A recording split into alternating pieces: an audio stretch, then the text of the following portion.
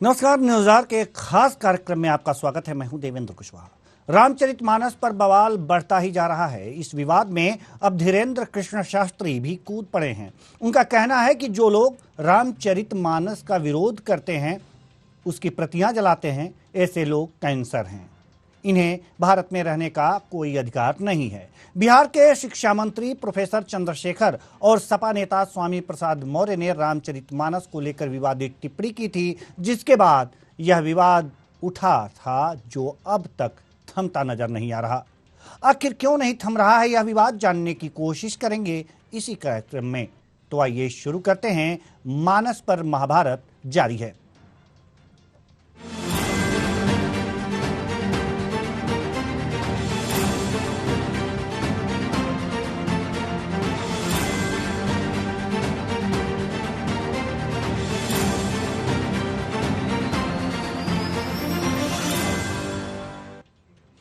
बागेश्वर धाम के पीठाधीश्वर धीरेन्द्र कृष्ण शास्त्री उत्तर प्रदेश के प्रयागराज पहुंचे।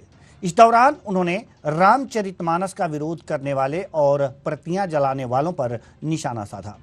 धीरेन्द्र कृष्ण शास्त्री ने कहा कि रामचरितमानस का विरोध करने वाले लोग कैंसर हैं। इन्हें भारत में रहने का अधिकार नहीं है। धीरेन्द्र शास्त्री दरबार लगाते हैं। इस दौरान वे लोगों की समस्याओं को पर्चे में लिखकर बताते हैं। नागपुर की अंध श्रद्धा उन्मूलन समिति ने धीरेन्द्र शास्त्री पर अंधविश्वास फैलाने का आरोप लगाया था। इसके बाद से धीरेन्द्र शास्त्री देश भर में चर्चा में हैं। तो आज हम इसी मुद्दे पर चर्चा करेंगे कि आखिर अब लगातार रामचरितमानस पर जो विवाद उठा था वो बढ़ता ही जा रहा है, और इस विवाद में धीरेन्द्र शास्त्री बागेश्वर धाम के पीठाधीश्वर भी आ गए हैं। उनका कहना है कि जो लोग रामचरितमानस का विरोध कर रहे हैं, जो प्रतियां जला रहे हैं, वास्तव में वे कैंसर हैं। इन्हें भारत में रहने का कोई अधिकार नहीं है। भारत में रहने का अधिकार है या नहीं, या नहीं होना चाहिए, ये तो बाद की बात है, लेकिन किसी भी धार्मिक पुस्तक को जलाना, उस पर कमेंट करना वास्तव में किसी धर्म विशेष या वर्ग विशेष के आस्था पर ठेस पहुंचाना होता है, और यह हमारा संविधान इजाजत भी नहीं देता कि हम किसी धर्म के आस्था पर ठेस पहुंचाएं। हालांकि एक बात तो साफ है कि आपकी स्वतंत्रता वहीं खत्म हो जाती है जहां से हमारी नाक शुरू होती है। जहां हमारे नाक की बात आ जाएगी, आपकी स्वतंत्रता वहीं खत्म हो जाएगी। आपको कहने की आजादी है, लेकिन किसी को बेइज्जत करने और किसी भी धर्म के आस्था पर कुठाराघात करने का अधिकार आपको किसी ने नहीं दिया है। इसलिए जो आस्था रखते हैं सनातन धर्म या हिंदू धर्म में, जो आस्था रखते हैं, उनकी बात अलग है, वो रखें, और जिनको उसमें आस्था नहीं है वो स्वेच्छा से, हमारा संविधान इसकी भी इजाजत देता है कि वो स्वेच्छा से अपना धर्म परिवर्तन कर सकते हैं, किसी दूसरे धर्म में जा सकते हैं, किसी दूसरे धर्म के अनुयायी हो सकते हैं। इसमें कोई हस्तक्षेप नहीं होगा, बशर्ते कि उनकी अंतर आत्मा की आवाज यह कहती हो। और साथ ही साथ यह भी है कि अगर किसी बात को लेकर के ऐसी बातें आ रही हैं, इस तरह की बातें आ रही हैं, तो ऐसी बातें समाज में नहीं आनी चाहिए। सवाल यहां पर यह है कि आप स्वामी प्रसाद मौर्य ने ढोल गंवार शूद्र पर सुनारी, ये सब ताड़न के अधिकारी जैसे रामचरितमानस के चौपाई पर प्रश्न चिन्ह लगाया। उन्होंने कहा कि यह एक वर्ग विशेष, जाति विशेष और नारी विरोधी चौपाई है, इसे हटा देना चाहिए। लेकिन सवाल यहां पर यह है कि आखिर इस तरह की बातें समाज में क्यों आती हैं, इस पर हम चर्चा करेंगे। आज चर्चा के लिए हमारे साथ अश्विनी शाही, जो बीजेपी प्रवक्ता हैं, जुड़ चुके हैं। बहुत बहुत स्वागत है आपका हमारे इस कार्यक्रम में, अश्विनी शाही जी। और हमारे साथ डॉक्टर सुधा मिश्रा भी जुड़ेंगी, जो कांग्रेस प्रवक्ता हैं। साथ ही साथ धर्मेंद्र शुक्ला, जो अध्यक्ष हैं राष्ट्रीय हिंदू वाहिनी संघ के, ये भी जुड़ने वाले हैं। और जैसे ही जुड़ेंगे चर्चा की शुरुआत करेंगे। लेकिन सवाल यहाँ पर यह है, अश्विनी शाही जी, आपसे चर्चा की शुरुआत करते हैं कि रामचरितमानस की चौपाई पर विवाद लगातार बढ़ता जा रहा है। साधु संतों ने यहां तक फरमान जारी कर दिया कि सरकलम कर दिया जाए, उनकी जीभ काट ली जाए, नाक काट लिया जाए, कान काट लिया जाए और इस पर इनाम घोषित कर दिया। अब सवाल यहां पर यह उठता है, इससे सवाल लेने से पहले हमारे जो एक और पैनलिस्ट धर्मेंद्र शुक्ला जी हमारे साथ जुड़ चुके हैं। बहुत बहुत स्वागत है आपका हमारे इस कार्यक्रम में। आप अध्यक्ष हैं राष्ट्रीय हिंदू वाहिनी संघ के। हम आपसे सवाल लेंगे, लेकिन अश्विनी शाही जी से हम सवाल लेना चाहेंगे पहले ही कि जो धीरेंद्र शास्त्री जी ने प्रयागराज में माफ कीजिएगा, प्रयागराज में जो ऐलान किया है कि जो लोग रामचरितमानस की प्रतियां जलाते हैं, विरोध करते हैं, वो कैंसर हैं और उन्हें भारत में रहने का कोई अधिकार नहीं। इस बयान से आप कितने सहमत हैं? बीजेपी कितनी सहमत है? धीरेंद्र शास्त्री जी ने क्या बयान दिया? अगर कैंसर कहा तो बीमारी कहा। बहुत स्पष्ट रूप से मैं ये आपसे कहना चाहूंगा कि रामचरितमानस की प्रतियां जलाने वाले, मैं कहता हूं कि रामायण और महाभारत काल के समय, रामायण में जब रामचंद्र जी को विश्वामित्र जी ले जा रहे थे तो ऋषियों के यहाँ वो जो परेशान कर रहे थे उनको भगाने के लिए रामचंद्र जी को लेकर गए थे। वही आसुरी काम ये लोग कर रहे हैं। तो उन्होंने कैंसर कह दिया तो बहुत छोटी चीज कहा, बहुत छोटी चीज कहा और बहुत बचा के शब्दों का प्रयोग किया उन्होंने। आप ये बताइए कि रामचरितमानस जो आस्था का केंद्र है हम सनातनियों के, जो हमारे आपके सबके घरों में, चाहे यहाँ जो भी पैनल पर बैठे हुए लोग, सबके घरों में एक पूजनीय है। चप्पल जूता पहन के हम नहीं जाते हैं, उसको एक शानदार बढ़िया से कपड़े में बांध कर रखा जाता है। माता पिता ने, दादा दादी ने हमको समझाया है कि ये हमारा धार्मिक ग्रंथ है, बहुत शानदार, इसको जो है आप एकदम सात्विक दृष्टि से देखिए। और उसकी प्रतियां जला रहे हैं तो आसुरी शक्तियां उनके स्वामी के अंदर आ गई हैं और उनके नेता अखिलेश जी के अंदर आ गई हैं। ये इन लोगों भारत में रहने का कोई अधिकार नहीं है, इस पे क्या कहेंगे? देखिए, ये अभी तक तो दूसरे लोग बोलते हैं, इस पर कहने का क्या है? दूसरे लोग तो बोलते रहते हैं कि भारत सुरक्षित नहीं रहा। नसरुद्दीन शाह ने बोला, आमिर खान की बीवी ने बोला, तो वो उनको तो आज अभिव्यक्ति की आजादी कह दिया जाता है। और ये अगर कह दिया भारत में रहने का अधिकार नहीं है तो क्या हो गया भाई? जब उनको इस सनातन 80% सनातनी लोग यहाँ रहते हैं, उनकी आस्था पर अगर कोई सवाल उठाएगा और सवाल नहीं उठाएगा उसको बेइज्जत करेगा, उस आस्था को। रामचरितमानस की प्रतियां जलाना हमारे आस्था और सनातन के आस्था को जलाया गया है जी, तो उसको रहने का तो अधिकार नहीं है। बिल्कुल ठीक है।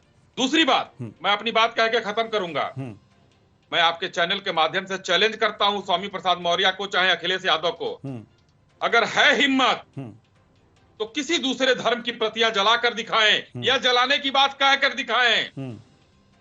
यहां पर हिंदुस्तान में सर कलम जब किया गया तो ये लोग कहां थे? आवाज नहीं निकली थी जी। और आज सबसे कमजोर सनातन धर्म को मानते हैं। जिस दिन सनातन धर्म ठीक से जाग गया उस दिन ये लोग सही हो जाएंगे। आज ये सिर्फ कुछ नहीं, ये ओछी राजनीति कर रहे हैं। इनको राजनीति करने के लिए इससे गंदा विषय कोई नहीं मिल रहा है। जातियों को बांटो। अश्विनी शाही जी, क्या इस विरोध के पीछे, रामचरितमानस के विरोध के पीछे, प्रतियां जलाने के पीछे, क्या कोई राजनीति भी काम कर रही है? देखिए, ये पूरी तरीके से राजनीति है, लेकिन इतनी गंदी और घिनौनी राजनीति करेंगे ये लोग। हम आपको रोकना चाहेंगे सर। हमारे साथ डॉक्टर सुधा मिश्रा, कांग्रेस प्रवक्ता, जुड़ चुके हैं। बहुत बहुत स्वागत है आपका हमारे इस कार्यक्रम में। हम आपके पास आएंगे, आपसे भी चर्चाएं होंगी, लेकिन अश्विनी शाही जी हमारे प्रश्नों का जवाब दे रहे हैं। जी शाही जी। जी, मैं ये कह रहा था कि राजनीति करें। हम लोग यहाँ बैठे हुए हैं, सुधा बहन दूसरे दल की हैं, मैं दूसरे दल का हूं। हम लोगों के विचार अलग हो सकते हैं, लेकिन हम लोग इस तरीके की चीजों पर नहीं करेंगे कि इतना नीचे गिर जाइए। कि अपने ही माँ बाप की आस्था पर, अपने माँ बाप पर सवाल उठाना शुरू कर दीजिए। अगर ये स्थिति थी, अपने पूर्वजों के ऊपर कुठाराघात करना था, तो पूजा करने की क्या जरूरत थी? अपने को कृष्ण का अवतार बताने की क्या जरूरत थी अखिलेश जी को? स्वयं एक जूता चप्पल उठाते, अपने पिताजी को उससे मारते, कहते ये तो जो है मैं शूद्र हूं, मैं मार सकता हूं। तो ये कुछ भी कह सकते हैं, लेकिन ये आसुरीय काम जो किया है इन लोगों ने, उसके लिए इतिहास नहीं, इनको भगवान माफ नहीं करेगा जी। और एक चीज और याद आ गई।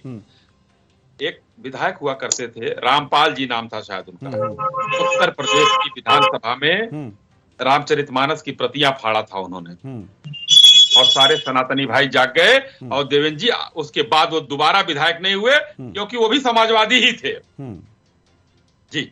जी ठीक है, हम आपके पास आएंगे। धर्मेंद्र शुक्ला जी अध्यक्ष हैं राष्ट्रीय हिंदू वाहिनी संघ के। सवाल आपसे है, किस रूप में देख रहे हैं धीरेन्द्र शास्त्री के बयान को? उन्होंने स्पष्ट रूप से कहा है कि भारत में रहने का अधिकार नहीं है, ये लोग कैंसर हैं जो रामचरितमानस का विरोध कर रहे हैं। जल्दी से सर। देखिए, बिल्कुल धीरेन्द्र शास्त्री जी ने जो कहा है, मैं उनकी बात का बिल्कुल समर्थन करता हूं।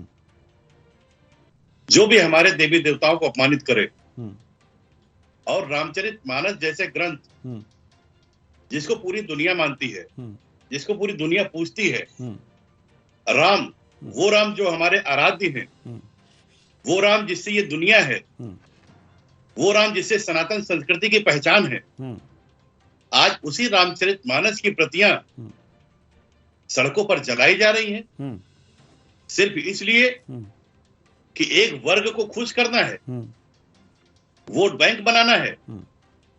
यही मानसिकता हो गई समाजवादी पार्टी की। जिसका मन करता है आज के समय में हमारी सनातन संस्कृति को अपमानित करने का प्रयास करता है, क्योंकि उसको पता है कि यहाँ पर सर तन से जुदा के नारे नहीं लगाए जाएंगे। यहाँ पर सिर्फ बहिष्कार किया जाता है, निंदा की जाती है, और बहुत ज्यादा हो जाता है तो कड़ी से कड़ी निंदा की जाती है। लेकिन अब परिवर्तन आया है, इनाम की घोषणा होने लगी है। मैंने भी इनाम घोषित किया है, मैंने 21,000 रुपए का इनाम घोषित किया है। जी हम आपको रोकना चाहेंगे। ये हम अपना प्लेटफॉर्म इस प्रकार की घोषणा के लिए, मेरी पूरी बात सुन लीजिए, मैं कुछ भी गलत नहीं बोलूंगा धर्मेंद्र जी, मैं एक शब्द नहीं गलत बोलूंगा जी। ये घोषणा हमारे 21,000 का इनाम नहीं होनी चाहिए। मैं निवेदन करूंगा आपसे, जो भी घोषणा आपने किया है, जैसे भी सोशल मीडिया से करें, लेकिन हमारे प्लेटफॉर्म से इस तरह की कोई घोषणा नहीं होनी चाहिए सर। निवेदन बिल्कुल, मैं तुम ऐसे लोगों के खिलाफ हूं। जो व्यक्ति हमारे देवी देवताओं को अपमानित करेगा उसके चेहरे पर कालिक पोती जाएगी। ठीक है, मैं अपने राष्ट्रीय हिंदू वाहिनी संघ के सभी साथियों से आग्रह करता हूं, आपके चैनल के माध्यम से आग्रह करता हूं, संविधान सम्मत दंड भी दिया जा सकता है, कराया जा सकता है। हम अपने संविधान को ना भूलें। हमारा संविधान इतना कमजोर नहीं है कि इन जैसे लोगों से निपटने के लिए वो कमजोर है और इस तरह के हथकंडे अपनाने पड़े हमें। माफ कीजिएगा देवेंद्र जी, बिल्कुल भी हमारा संविधान बिल्कुल कमजोर नहीं है जी। हमें अपने संविधान पर पूरा भरोसा है जी, और संविधान हमें न्याय भी देगा जी। लेकिन संविधान का न्याय मिलते मिलते राम मंदिर की गुहार लगाते लगाते आज सैकड़ों वर्ष बीत गए, तब जाकर के हमको राम मंदिर मिला। न्याय मिला ना सर? आज हम कैसी लड़ाई लड़ते हैं, आज हमको न्याय तो मिला ना सर? न्याय मिला, ठीक है, ठीक है। आज अपने रामचरितमानस की बात हमको करनी पड़ रही है सर। ठीक है, हमारे साथ और मेहमान भी हैं, हम आपके पास आएंगे। आप उत्तेजित हैं, थोड़ा सा शांत हो जाइए, फिर हम आपके पास आते हैं। डॉक्टर सुधा मिश्रा, धीरेन्द्र शास्त्री के इस बयान को कि प्रतियां जलाने वाले कैंसर हैं और इन्हें भारत में रहने का कोई अधिकार नहीं है, इस बयान को किस रूप में देखती हैं आप? कांग्रेस किस रूप में देखती है? देखिए देवेंद्र जी, मैं सबसे पहले इस बात को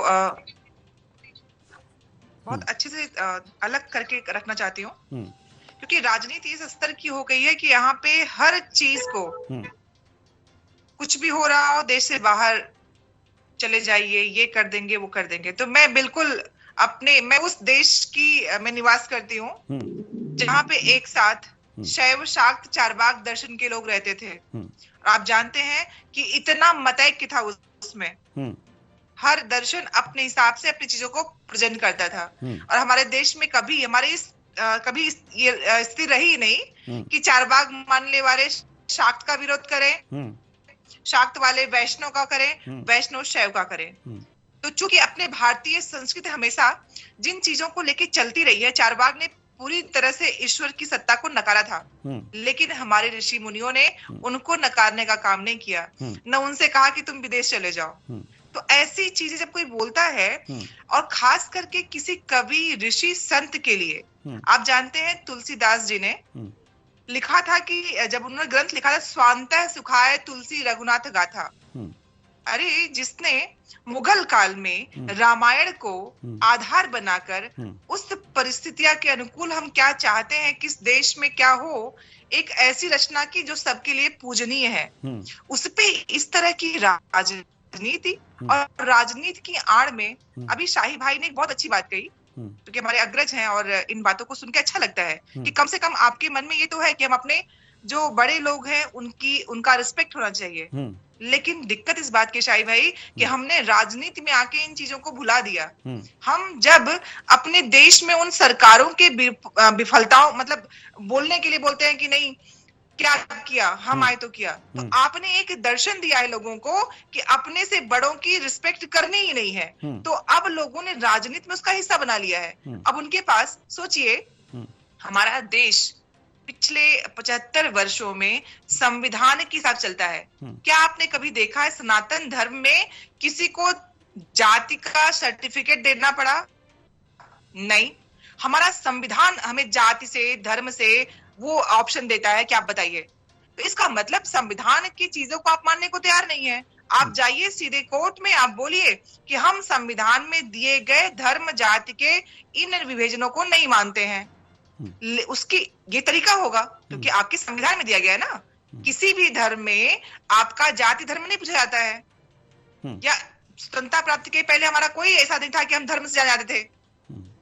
तो जब जो चीजें हमें हर चीज संविधान से मिल रही हैं, उसका विरोध नहीं है, लेकिन राजनीति करने के लिए कि हम ऐसा कोई मुद्दा पकड़ ले और लोगों को भड़का के इस देश में ऐसी तक इसकी पैदा करे कि लोग बस गुस्से में हो और इसका बदला उसका बदला। ये राजनीति का जो गिरता हुआ स्तर है। आप जानते हैं राजनीति में अभिव्यक्ति की आजादी को सुचिता और सदाचार, दो शब्दों में बात कही गई है कि हम अभिव्यक्त कैसे कर सकते हैं।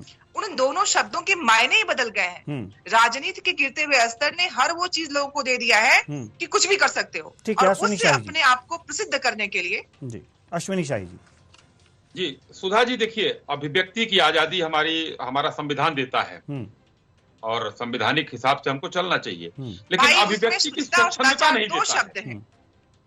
जो दोनों अभिव्यक्ति की आजादी देता है सुधा जी, अभिव्यक्ति की स्वच्छंदता में लोग जी रहे हैं इस समय। चाहे कभी भी देखिए वो कोई भी देश के खिलाफ कभी भी करते हैं, इसका मतलब राजनीतिक स्तर पे इन चीजों का अभाव हुआ है, इसीलिए लोग इसका फायदा उठा करके इन लोगों के नाम के आधार पर करने का प्रयास कर रहे हैं। सुधा जी, चर्चा यहाँ दूसरी है। राजनीति का स्तर गिरा है, एकदम स्पष्ट है, सामने दिखाई दे रहा है। अगर आज जो है बगैर रामचरितमानस के, बगैर बाइबिल के, बगैर कुरान के भी हम राजनीति कर सकते हैं, बिहार के मंत्री हो या उत्तर प्रदेश के मंत्री हो, यही होना ही चाहिए। ये धर्म की आड़ लेके करने वाले जो लोग हैं, सुधा जी सुन लीजिए, तो इनके बगैर चाहे बिहार के मंत्री हो या उत्तर प्रदेश के मंत्री हो, चलिए स्वामी प्रसाद मौर्य जी ने, हो सकता है वो अज्ञानी हो सकता है न उनके घर में ये सब आना जाता हो, लेकिन अखिलेश यादव जी उस बयान के बाद उसको डिटो कर रहे हैं। कह रहे कि उन्होंने कभी निंदा नहीं की और उन्होंने उनको राष्ट्रीय महासचिव बनाया। इसका मतलब कि आप उस बयान के पीछे खड़े हैं और आपकी मानसिक जो कलुषित मानसिकता है वो सबके सामने आ रही है। ठीक है, वो अपने आप को देवेंद्र जी कहते हैं कि मैं शूद्र हूं, लेकिन उनको ये नहीं पता है कि हिंदुस्तान में शूद्रों की ही पूजा होती है।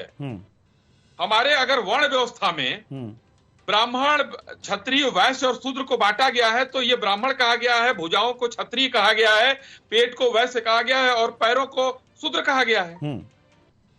सभी लोग पैर छूकर चरण स्पर्श करते हैं, तो हमारे यहाँ शूद्रों की पूजा होती है जी। ठीक है, ये भूल गए उस चीज को। ठीक है, और निहित एक ओछी राजनीति, ओछी मानसिकता में अपने नेताओं से बयान दिलवा रहे हैं।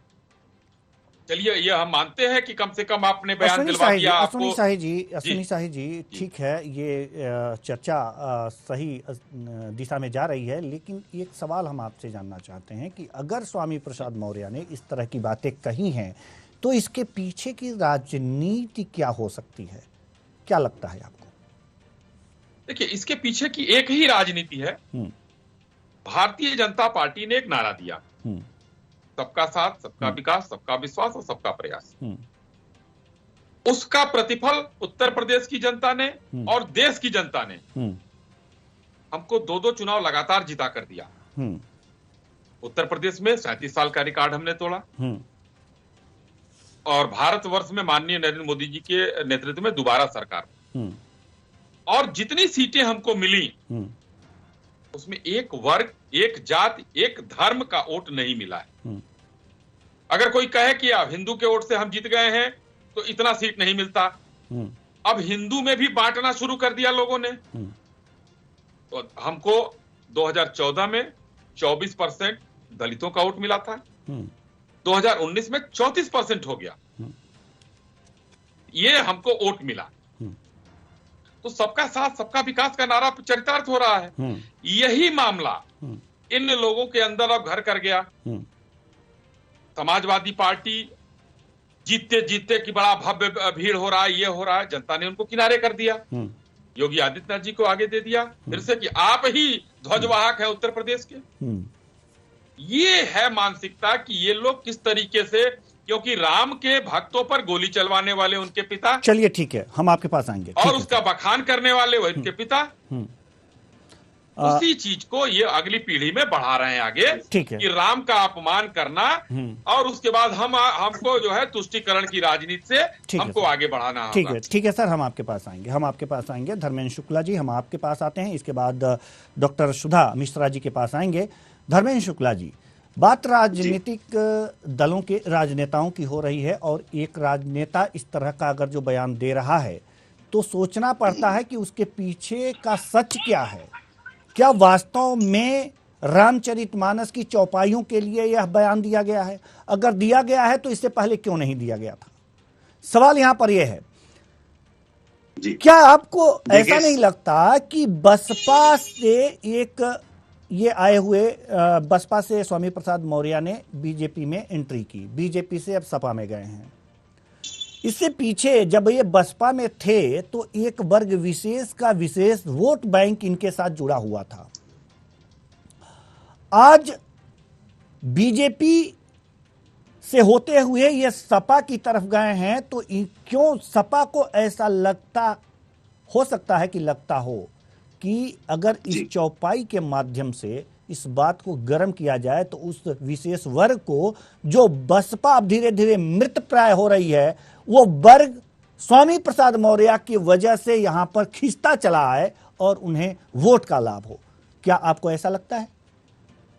देखिए देवेंद्र जी, जिस प्रकार का कृत्य स्वामी प्रसाद मौर्य जी ने किया है, ये उसी पार्टी से आते हैं जब इनके पार्टी ने नारा लगाया था, तिलक तराजू और तलवार इनको मारो जूते चार। ये कभी उसी पार्टी में हुआ करते थे। इसके बाद बीच में बीजेपी में कुछ दिनों के लिए आए, फिर अपनी विचारधारा, इनका कोई विचारधारा ही नहीं है। ये बिल्कुल भटके हुए हैं। इनको पता ही नहीं चल पा रहा है कि हम कहां पर स्टैंड है। इनकी नैया डूब रही थी और ये अपने आप को स्थापित करने के लिए इस प्रकार का बयान इन्होंने जानबूझकर दिया है। और ऐसा बयान जिससे एक हिंदू समाज की भावना आहत हो, और ये जिसको खुश करना चाहते हैं उनको ये खुश करेंगे। समाजवादी पार्टी की शुरू से यही विचारधारा रही है। समाजवादी पार्टी ने हमेशा से हिंदू समाज को अपमानित किया है। ये वही पार्टी है जिन्होंने कार सेवकों पर गोली चलवाया था। ये वही पार्टी है जिन्होंने राम मंदिर का विरोध किया था। ये समय समय पर हमेशा से हिंदू समाज का विरोध करते आए हैं। सिर्फ एक व्यक्ति को खुश करने के लिए, एक वोट बैंक के लिए ये सिर्फ इस प्रकार का जानबूझ करके नाटक हो रहा है। जी, ठीक है। किस प्रकार अपने आप को स्थापित किया जाए। जी, ठीक है। अभी इनको 2024 का चुनाव दिख रहा होगा, नगर निकाय का चुनाव दिख रहा होगा। इनको लगता होगा कि इससे हमको कुछ फायदा हो सकता है।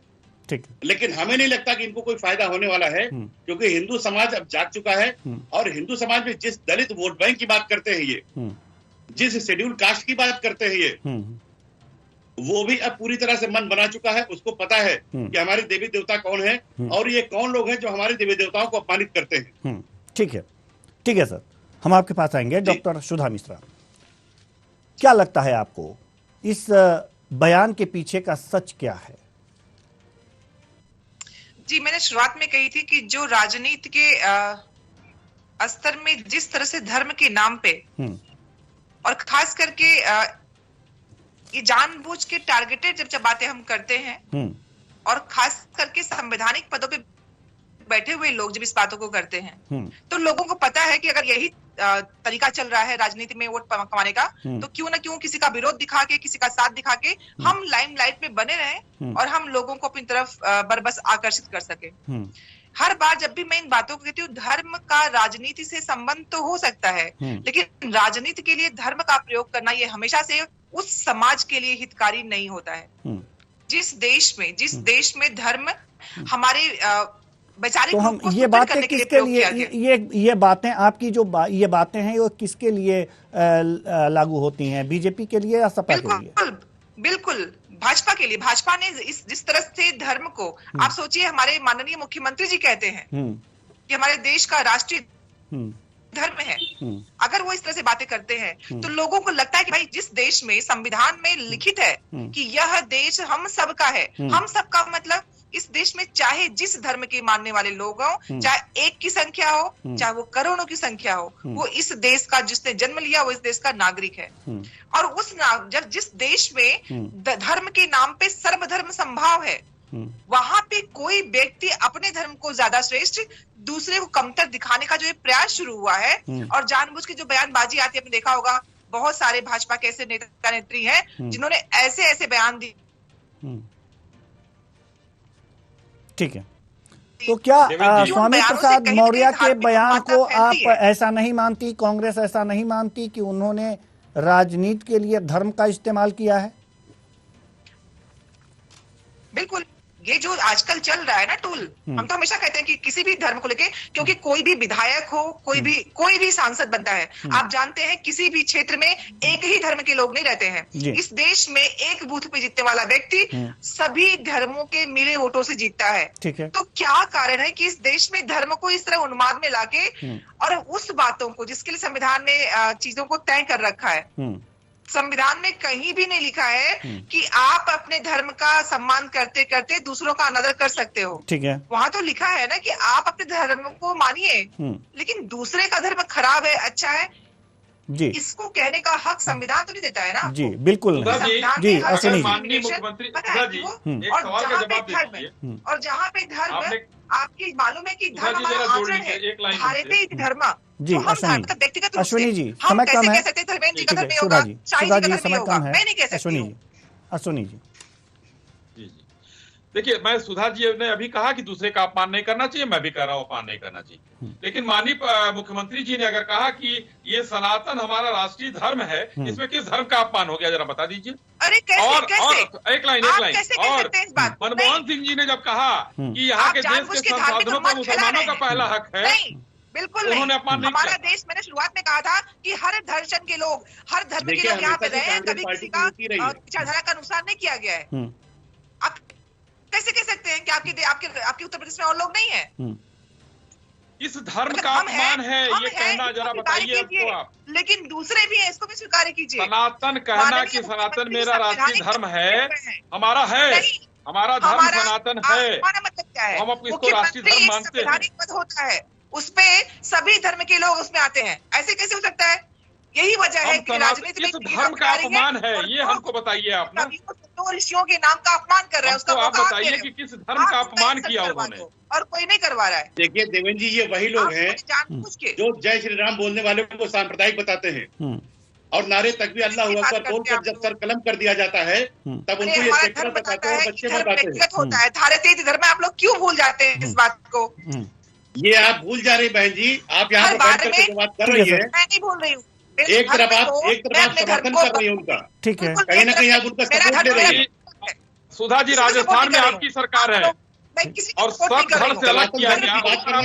कहाँ से सांप्रदायिक लगता है आपको? अगर पूज्य महाराज जी ने ये बात कही है कि ये देश सनातनियों का है, ये 100 करोड़ हिंदुओं का देश, अगर यहाँ पर बहुसंख्यक समाज होकर के हम अगर अपने धर्म की बात नहीं कर सकते क्या? जिस सनातन धर्म की आप बात कर रहे हैं, कैसी बात करें, मैंने स्टार्टिंग धर्मेंद्र भाई, आप बहुत समझदार जानकार होंगे, आपको सब कुछ पता है। अपने सनातन धर्म में, हमारे सनातन धर्म में इतने दर्शन के लोग रहे हैं। चारबाग का मैंने नाम लिया, मैंने शैव शाक्त वास्तवों का नाम लिया। समय की कमी है, हमारे पास समय की कमी है मैडम, हमारे पास समय की कमी है, घड़ी की सुइयां इजाज़त नहीं देती कि हम इस चर्चा को और आगे बढ़ाएं। बहुत बहुत धन्यवाद तीनों मेहमानों का, आप आए और अपने अपने विचार साझा किए। तो कुल मिलाकर मानस पर महाभारत जारी है। कुछ लोग कहते हैं कि उनकी चौपाइयों में खामियां हैं। अब खामियां दिखाई दे रही हैं क्योंकि चुनाव नज़दीक है। इससे पहले भी वो राजनीति करते थे, लेकिन इसमें खामियां नहीं दिखाई दी और ऐसी पार्टी में से भी होकर वो गुजरे हैं जहां जय श्री राम के नारे लगाए जाते थे, लेकिन आज उनमें खामियां दिखाई दे रही हैं। इसलिए यह संशय जरूर होना चाहिए हर व्यक्ति को कि आखिर जब जय श्री राम वाली पार्टी में आप थे तब यह खामियां नहीं दिखी और जब किसी और पार्टी में गए तो खामियां कैसे दिखने लगी। हालांकि इस पर विवाद जारी है और ऐसे ऐसे बयान दिए जा रहे हैं जो संविधान सम्मत नहीं हैं, कानून के दायरे में नहीं आते।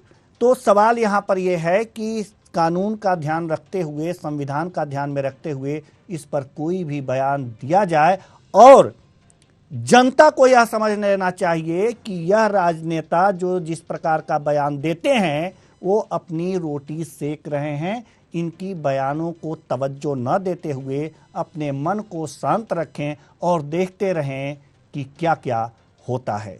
फिलहाल इस कार्यक्रम में इतना ही, मुझे दीजिए इजाज़त, नमस्कार।